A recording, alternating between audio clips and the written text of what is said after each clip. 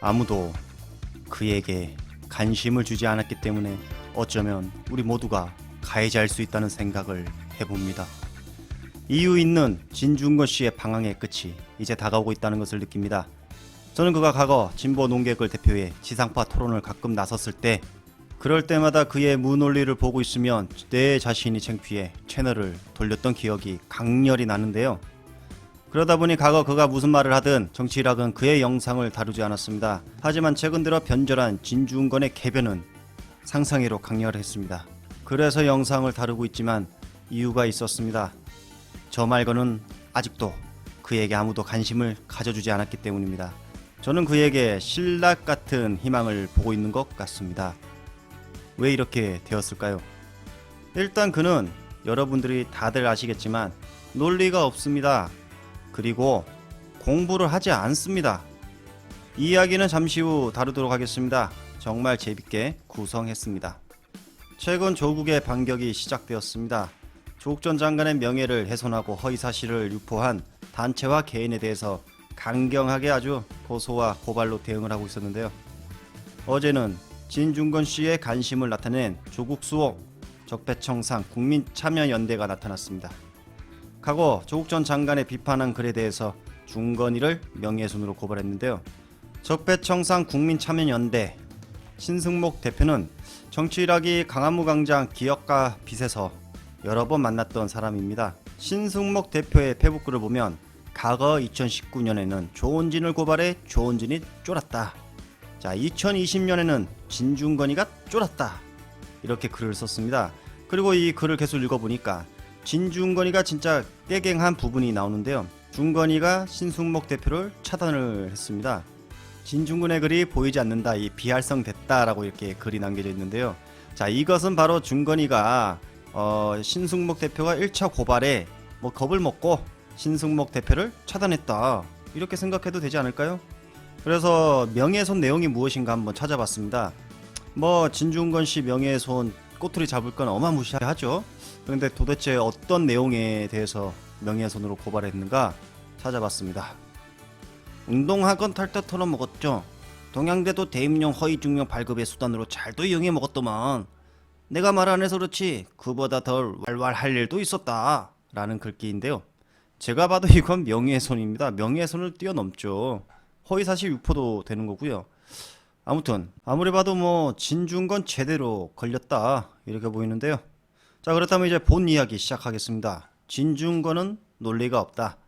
진중권은 정말 공부를 하지 않는다. 과거 배운 거 우려먹는다. 이런 지금부터 진중권을 깨갱시킨 사람들의 이야기입니다. 진중권 얘기하지 마세요. 자기 죽었는데 그냥 존재감 좀 부각시키려고 그냥 페이스북에 글 쓰고 또 기자들이 기레기 하냐. 그냥 뭐만 써대면 그거 갖다가 그냥 빨아주고 기사해주고. 그러니까 신이 났지. 지금 또다시 관심을 받으니까. 내가 1년 반 동안 진중권하고 해봤잖아요. 네. 외부자들. 네. 일단 난 이 친구가 독일 유학파 아니에요. 네. 그리고 대학에서 뭘 가르치는지 잘 모르겠는데 내가 받은 인상은 공부를 안 하는 친구다. 공부를 안 해요, 아예. 공부를. 방송을 하면 방송의 주제에 맞는 자료조사도 하고 취재도 하고 그런 것도 좀 해야 되잖아요. 네. 그리고 평상시에 또 인문학 책을 끊임없이 읽어줘야 되고. 네. 저 사람은 논리학 공부를 좀 했나요? 그 얘기만 옛날에 대학교 때 공부하고 유학가서 행보 그거만 계속 소새끼처럼 되새김질을 해. 그 논리만. 그 양반은 카톡도 안 하고 텔레그램 이런 거 안 해요. 문자에 과거 이게 투지폰이기 때문에. 네. 근데 나를 공격을 하잖아요. 나를. 이 진중권을 일단 공부를 안 하고 그리고 보세요. 얼마나 비열한 짓입니까? 100기 딱 들어서 내가 빨리 수용을 했거든. 그리고 또 공격을 해. 내가 그때 이거 보면서 이 양반이 또 얼마나 내가 이 방송 그만둘 때 우리 찍어놓은 필름이 있는데 거기서 봉비어총가를 불러요. 이렇게 훌륭한 줄 몰랐다. 이렇게 열심히 공부하는 사람이다. 그냥 내 방송 외부자들 그만둘 때 봉비어총가를 부르다가 가짜 미투가 터지니까 언제 그랬냐 싶게 이게 변절을 휙휙 하는 사람들이야 내보니까. 네, 들으신 것처럼 봉도사님께서 정말 제대로 팩트를 짚으신 것 같습니다. 최근 정준희 교수님도 이 진중권과 토론에서 너무나 논리가 아니어서 화가 났다라고 하셨는데요. 그 논리를 굉장히 강조하셨는데 네. 그 논리가 아니더라고요. 그래서 제가 되게 논리를 굉장히 또 중시하는 사람인데 네. 그래서 이건 좀 아닌 것 같다라는 생각이 좀 들어서 또 이렇게 그렇게 됐네요. 이 밖에도 진중권 씨를 깨갱시킨 사람은 또 있었습니다. 얼마 전 진중권, 김호창 조국 사태에 대한 토론에서도 김호창 대표는 진중권 씨가 자꾸 순환 논리에 오류가 있다. 계속 조국 사태를 범죄로 규정하니까 진영 논리에 빠지게 되는 거다. 올해 18세 청소년들이 처음 투표하는데 진중권 씨의 철학은 대단하지만 우리 사회를 보는 눈과 민주주의를 보는 시각, 우리 여러분들보다 못할 수 있다. 쉽게 말해 18세 소년보다 못할 수 있다 라는 말이겠죠. 진중권 씨는 이렇게 어딜 가든 뚜가 맞고 다니고 있었네요. 요 며칠에도 MBC 조국현 기자와 오마이뉴스 기자에게도 제대로 당하셨죠. 그러고 보면 진중권 씨 토론을 해서 한 번도 이겨본 적이 없는 것 같습니다. 주 없는 말, 그리고 논리 없는 말. 이렇게 이제 시간만 채우고 돈 받고 집에 가는 식의 이 토론만 했다. 이렇게 보이는데요. 왜 그렇게 사는 겁니까? 아주 궁금합니다.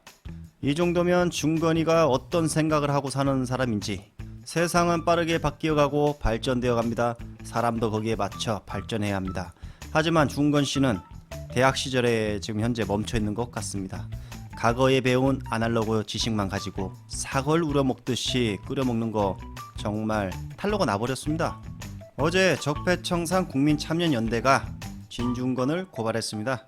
바로 이 고발의 의미는 조국의 반격이 시작되었다 라는 것을 알리며 정치락은 이제 다음 영상을 준비해서 여러분들에게 또 공개하겠습니다.